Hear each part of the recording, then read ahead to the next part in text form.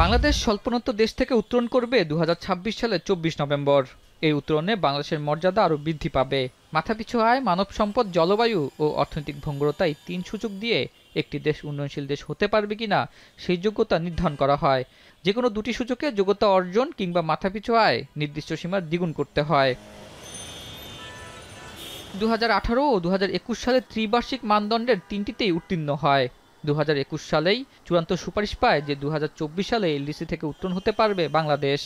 2024 সালে এলডিসি থেকে বের হওয়ার কথা থাকলেও করোনার কারণে প্রস্তুতির জন্য আরও 2 বছর পিছিয়ে দেওয়া হয়। যদি এলডিসি থেকে উত্তীর্ণ হয় তাহলে বাংলাদেশই হবে প্রথম দেশ যারা 3টি সূচকেই উত্তীর্ণ হয়ে বের হবে।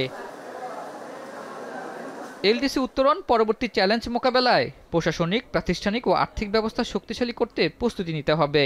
জোর দিতে হবে অর্থনৈতিক বৈচিত্র্যকরণ, উৎপাদনশীলতা বৃদ্ধি এবং সামাজিক সুরক্ষায়। 1975 সালে এলডিসিভুক্ত দেশ হওয়ার কারণে শুল্কমুক্ত বাণিজ্য সুবিধাসহ নানা সুবিধা পেয়েছে বাংলাদেশ। এলডিসি থেকে বেরিয়ে যাওয়ার পর আন্তর্জাতিক বাজার পণ্য রপ্তানিতে শুল্ক ও কোটামুক্ত বাজার সুবিধা হারানোর ঝুঁকি রয়েছে। এছাড়া বিশ্ব বাণিজ্য সংস্থার মেধাস্বত্ব সংরক্ষণ ইস্যুতে ওষুধ শিল্পে নতুন চ্যালেঞ্জ যুক্ত হবে। বেড়ে যাবে ওষুধের দাম এবং এতে রপ্তানি বাজারও কিছুটা সংকুচিত হয়ে পড়ার আশঙ্কা করা হচ্ছে। বিদেশি সহযোগী সংস্থার সহজসত্ত্বের ঋণ ও অনুদান সহায়তা কঠিন হয়ে পড়তে পারে। রপ্তানি পণ্য ও শিল্পে ভর্তুকি দেয়া বাতিল করতে হবে। এলডিসির লক্ষ্য পূরণ হলে আন্তর্জাতিক ব্যবসা ও করসহ অনেক সুবিধাই বাতিল হবে বাংলাদেশের। সেক্ষেত্রে সাধারণ মানুষের উপর কতটা প্রভাব ফেলবে তা নিয়ে সংশয় রয়েছে।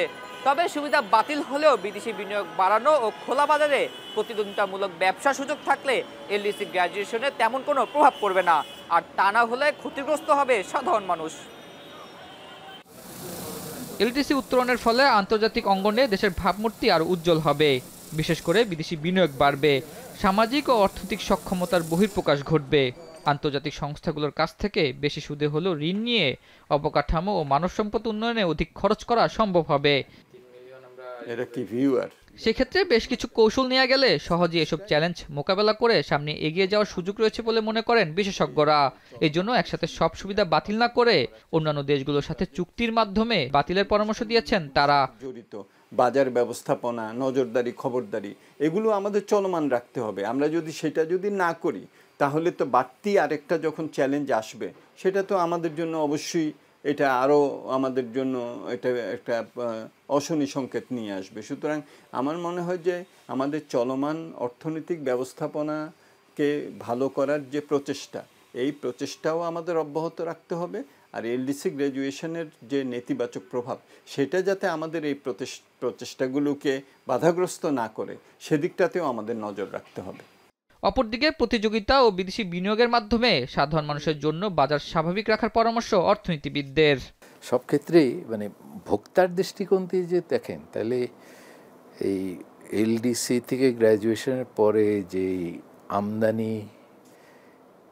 আমদানির এগেনস্টে যে প্রোটেকশনটা আছে সেই প্রোটেকশনটা কমানোর যে বাধ্যবাধকতা আছে সেটা কিন্তু ভোক্তার জন্য ইতিবাচক। এফডিআইয়ের পথটা যদি মসৃণ হয়ে যায়, এখন এই অর্থনৈতিক অঞ্চলের উপর গুরুত্ব দেওয়া হচ্ছে এবং প্রায়োরিটাইজ করা হয়েছে, সেই ধরনের আন্তর্জাতিক প্রতিষ্ঠানগুলো যে আমাদের দেশে এসে উৎপাদন করে তাহলে তো ওখানে আপনি কম্পিটিটিভনেসের যে প্রবলেমটা সেটার সমাধানটা পাচ্ছেন, কারণ ওদের টেকনোলজি আসবে, ওদের ম্যানেজমেন্ট আসবে। যেসব সূচকের উপর ভিত্তি করে এলডিসি উত্তরণ হয় তা বেশ সুসংহত, কিন্তু অর্থনীতির কিছু সূচক পতিত আওয়ামী লীগের আমলে ফুলিয়ে ফাঁপিয়ে দেখানো হয়েছে। যদি এগুলো সংশোধন করা হয় তবে এলডিসি উত্তরণ পিছিয়ে যাওয়ার আশঙ্কা করা হয়েছে। আতাউর নিয়ন, এখন, Dhaka. Colour expert, George sap এবং মাইল্ড অন হ্যান্ডস টেকনোলজি সমৃদ্ধ অরিক্স ক্রিস্টাল ওয়াশ আপনার লন্ড্রি এক্সপার্ট।